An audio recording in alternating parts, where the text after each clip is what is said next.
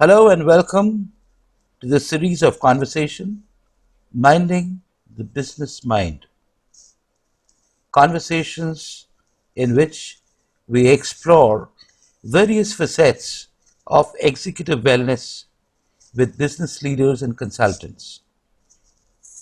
In today's context, executive wellness has become a thing of paramount importance. We don't need to underscore that. WHO is talking about it. In fact, some people are saying this could be the next pandemic, worse than COVID 19. Executive wellness is crucial not just because of their personal well being, but because on the senior executive, on the senior leader, lies the responsibility for business continuity and safeguarding the well being of their employees. In today's episode, we have with us Arvind Prabhakar. Besides being an exemplary executive, today he is the COO and director with a pioneering data science company based out of Silicon Valley. He comes with a rich experience of more than 15 years working with star-studded companies like Infosys, Capgemini, and Oracle. What is important is Arvind comes with a vision to serve and contribute to the society. And he has founded, I think, one of its kind online library, which is 100% crowdsourced. For those who don't know me, I am Indroneil, a transformational leadership and life coach, and a therapist, a Bach Flower therapist. One of my areas of concern and focus is mental and emotional wellness. So, once again, welcome to you, Arvind. Thank you very much for coming to the show. And we are looking at some very meaningful and authentic conversation. So, I would shoot the first question to you before any further delay. So, in the current context of whatever is happening, what do you think is the life condition of business leaders today? And what are the challenges that they're confronting? And most importantly, why do you think they're confronting these challenges? So, life conditions, challenges, and the reason for these challenges. Over to you, Arvind. In these times, the business leaders are facing a lot of brickbats now because of the current situation, the uncertainty they have to deal with. And it's not just uncertainty about themselves, but about the company and all the employees. See, normally, any responsible business leader will not just be carrying the burden of the business or the company, but also the employees and the families of the employees, because he's responsible for all of them. So that burden is getting more heavier to carry day by day, and the situation is not making it any easier. Uh, you might have seen so many WhatsApp forwards or articles where uh, so many businesses are closing down, which just due to the sheer lack of revenue or any inputs coming in, and people are not of the news or anything. They are focusing more on the plight of the employees, but it's the same for the business leaders as well, because their livelihood are also getting affected. And this burden is for those who are still going on with their business. It's not easy because they still have to make do with what they have. They have to take some very tough decisions, and not the what to say. I wouldn't envy someone who is in a high position now because of uh, uh, the pandemic, the issues that pandemic has brought to the front, which were quite unheard of earlier.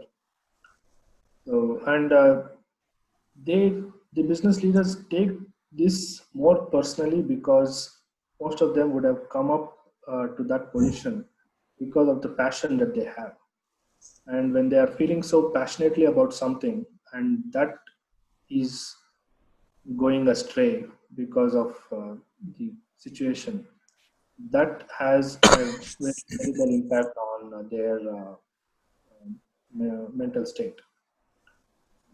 So many I'm seeing that they have had to fire people or lay off people because of the current situation, and that is extremely stressful and uh, emotionally draining.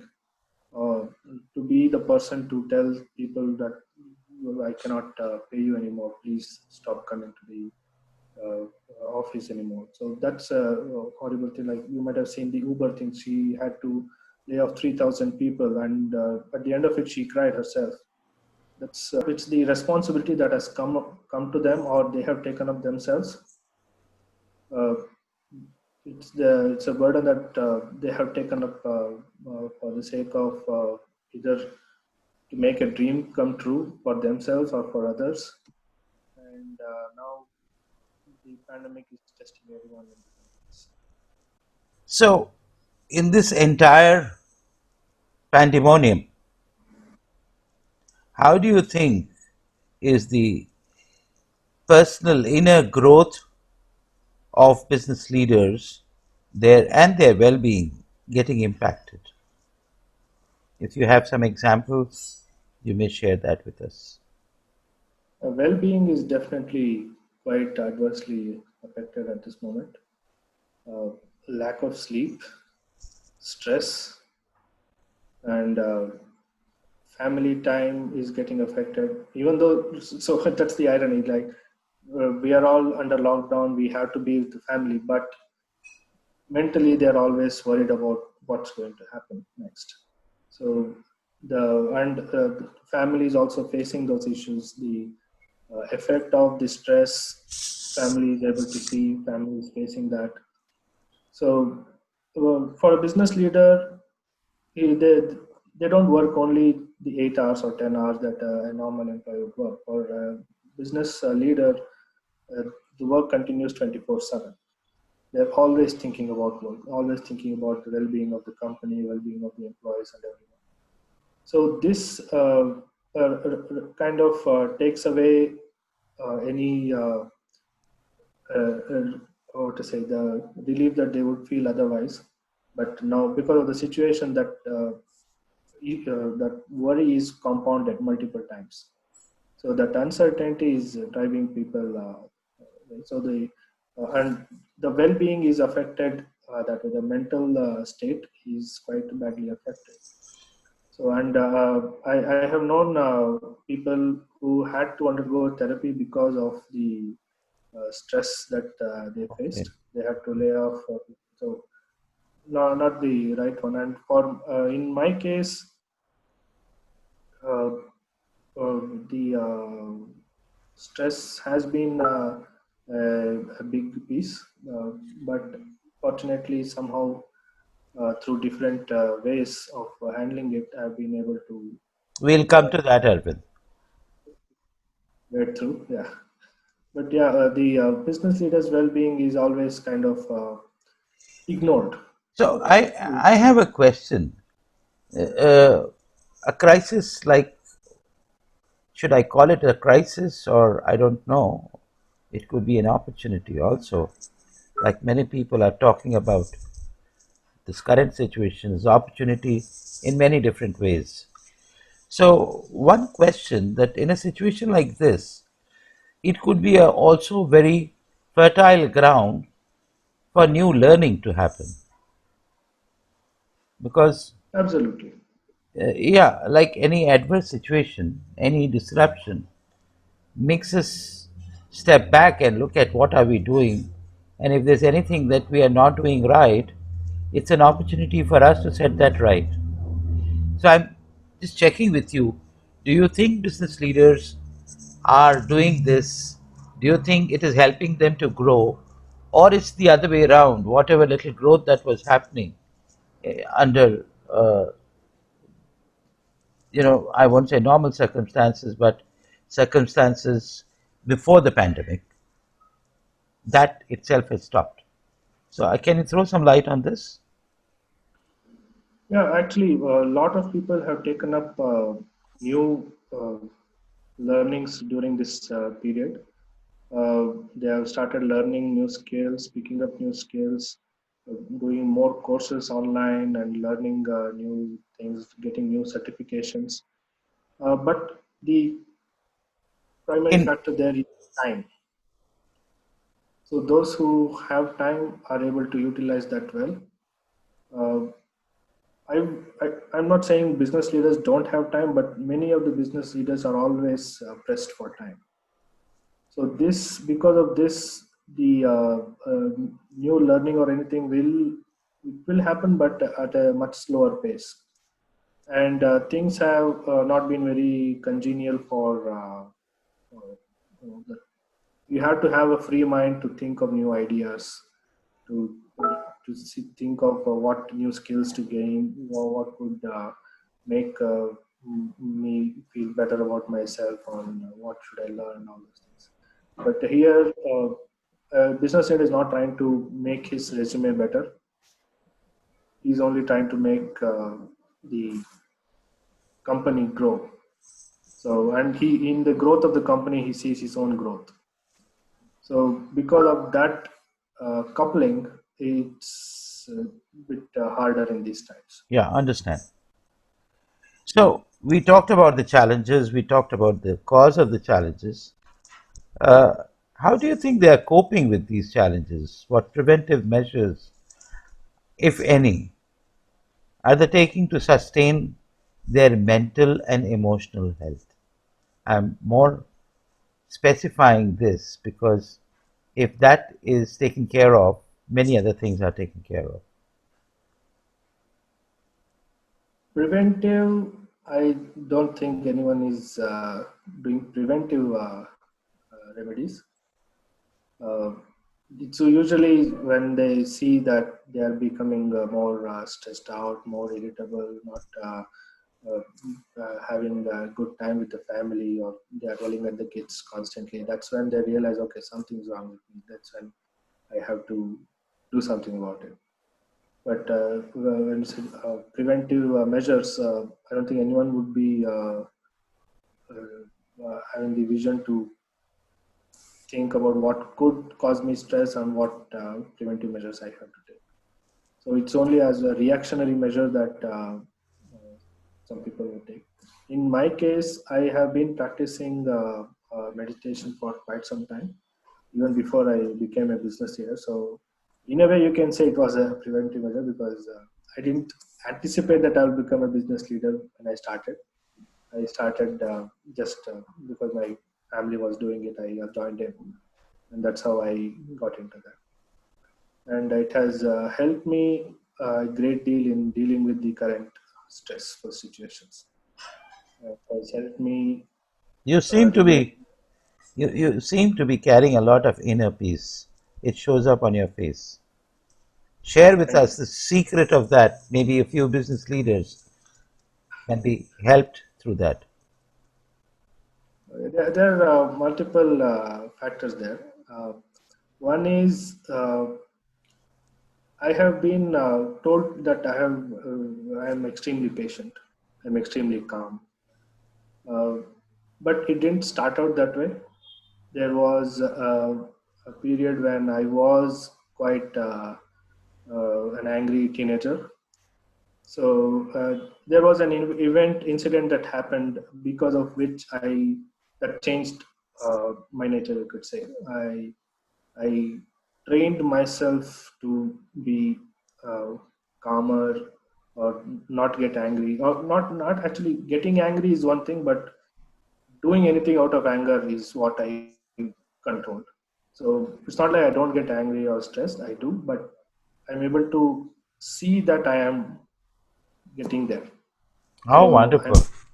I'm able to stop doing anything out of that, or uh, just I'm watching myself. So I'm telling myself, okay, you are feeling this, so give it a rest, or just take some time out and things like that. So because of that, I've been able to handle the stress or anger or irritability, all those things that come with it.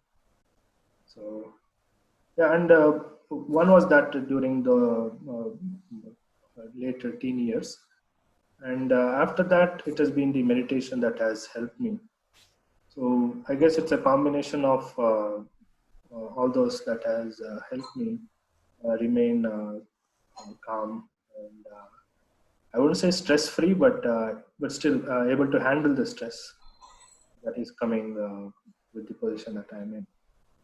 Really appreciate your authenticity, and I think that cues me to the next question. That from being in the position of not just being a business leader but an entrepreneur yourself, so you are actually carrying two organizations on your shoulders. Uh, is there or are there recommendations you have for senior executives that they can practice, that they can adopt, by which their personal growth and well being is taken care of? Most particularly, Arvind, I would like you to look into this thing called executive isolation. This is a technical term which WHO has termed, typically for senior leaders, that their position is such that while on the one hand they are under tremendous pressure and there are multi-pronged challenges they are dealing with, on the other hand they don't have the luxury of talking about it to many people. They don't have the luxury of opening up and making themselves vulnerable to many people. Also, they don't have the luxury of having someone to hold a mirror to them and tell them, hey, this is what you are doing, and maybe this is what you could do. So, if you could share a few recommendations which might help the business leader today, it will be a great uh, takeaway for the listeners. Okay. So yeah, like I said, I'm in the middle of quite many things. One, the company that I'm the CEO of, that is one, and I'm also managing a bakery, and I'm also a trustee in the trust Sangachatvam, which helps in helping people get trained to get jobs. So there are multiple areas where my time is split up. So I have to keep constantly switching contexts between them. To the question that you asked, the executive isolation. Yes, that's a very relevant, prevalent thing that is happening. And before I came to this position of CEO, I was a manager, and I would spend a lot of quality time with my team. Like I would always have lunch with them, coffee, tea breaks, all would be spent with them, and we were able to connect at a very deep level, and that helped in the execution of the project as well. Uh, in the term that you said, executive isolation, I was able to feel that once I became the CEO. Not like they wouldn't talk to me after I became CEO, but I didn't have the time. So that's how it started. So I would have different company after that. I would have to spend more time with people at other CXO levels. So that eventually, I didn't realize it when it happened. It had happened gradually, and after a while, I saw that, oh, this is the difference that has come out. So one it, this reminds me of a story actually. Uh, that there was a king who was extremely stressed out about running the kingdom. So he went to a very wise sage, and he tells him, "I'm really extremely stressed out. I'm always worried about what will happen to the kingdom, what will happen to my citizens, what will happen to the people. I'm constantly worried about it." What do I do? So the sage says, okay, if it is so stressful, then why don't you give it up? Okay, who do I give it up to? There is no one. Okay, you trust me to come to me for this counsel. So why don't you give up the kingdom to me? The king said, okay, fine, here, take it. The kingdom is yours. Then the sage says, okay, how do you feel now? I'm at peace. I'm extremely light. I am feeling like I have just learned how to fly. I'm really feeling awesome. So then the sage says, okay, good. I have a task for you. What is it? I have a kingdom. Can you please run it for me? Okay, sure. I will run it. So it's not the it's a mental state. So the king continues running the kingdom, but now he has that feeling that I am doing this for someone, and there is someone that I can go to. It is his. So even though I'm running it as my own, but there is always someone I can go to and speak with. So that accompaniment, he would help uh, in, what to say in, it can be quantified. So it's extremely a big stress buster, so to say. So when you feel that there is someone, it need not be a person, it can be someone you believe in. So it can be even God or a guru or a mentor, anyone that you trust. If you feel that there is someone I can go to when I feel I'm overwhelmed, someone with whom I can talk without any inhibitions. Like I said, there's many times when we cannot even disclose this to our closest people in our family. So if there is someone outside with whom I can talk about all these things, that would help in dealing with the whole situation in a much simpler and effective way. Actually, the help is needed only with handling it, not actually doing it, but telling how to handle. That's what the help is needed for. So that would Awesome. help. That's a beautiful uh, episode, an incident that you shared, and there is a world of learning in it. And I'm very thankful to you for bringing that out so succinctly. And I completely endorse that if I have someone to walk along with me, my journey Mhm. becomes that much more comfortable. It may not become easy, but it can become comfortable. Correct. So, with that, Arvind, we have come to the end of the conversation, unless there is something that you would like to add. One thing is, yeah, the way to handle. That's the guidance that or guidance or help that any business leader would need. Mhm. Uh, there are multiple ways. Uh, what to pick might become a big choice making exercise, but picking the right one would help a long way, and picking the wrong one would make a world of difference in the other direction. So Sure. it's really important to choose the right method, which is right for oneself. And yeah, let's hope this whole situation passes by. I keep telling my wife, this Yeah, too let's shall. hope. Yeah, this too shall pass. Yeah, So yeah, let's hope it passes off quite soon. yeah. Thank you, Arvind. So, if I were to summarize, there are three things that you kind of underscored.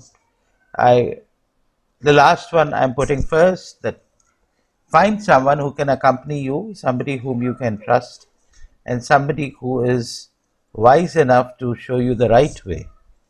Arvind laid stress on that also. So, Arvind is talking about a wise counsel.